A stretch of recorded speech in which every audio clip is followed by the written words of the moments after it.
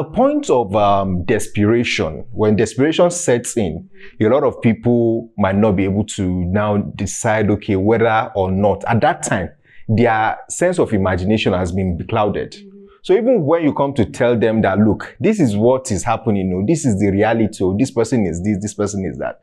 At that point, the person will not want to listen to you again until when they get into the marriage. Then when they get into the marriage, then the whole thing crash. When the whole thing now crash, it will now be that, okay, fine, I can't take this anymore. And you now see to the divorce.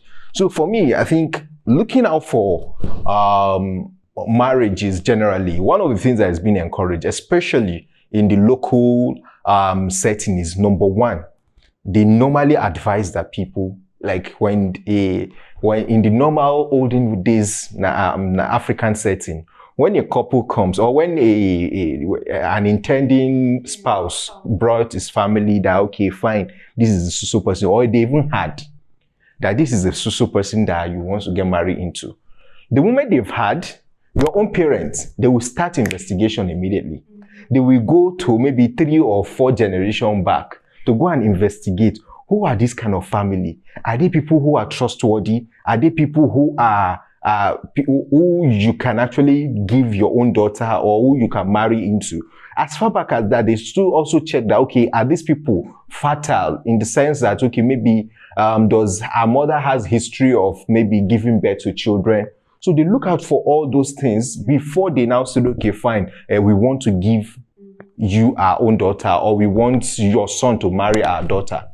So they will have done their due diligence. But in today's society, very few people do due diligence. We met on social media, and in the next 2 weeks, you're already saying, yeah, look, this is love at first sight, and look, I want to spend the rest of my life with you. Yeah, and even if maybe the intending couples will go to tell their parents about their intention, and the parents will even want, sometimes the parent wants to, like, okay, like, have you done your investigation? Like, there's no need. There's no need for any investigation, any knowing the family or anything.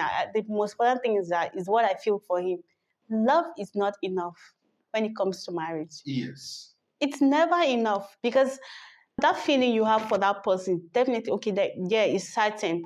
But then how can that person sustain that feeling? How can you sustain that love? It's not just mere love. Will you wake up every morning and start and keep telling yourself, I love you, and not knowing the other side of that person? In my own opinion, though, if 2 people intend to spend the rest of their lives together and they're ready for that, I think the first thing they need to know about themselves is their flaws first. Check the flaws. Can you accept her flaws? Can you accept his flaws? If you've seen that and you are able to, I think every other things, good things about both of you can be easily checked. Because that's it. Some people come with hiding their identity, hiding their flaws, hiding the bad side of them, and then only portraying the good side.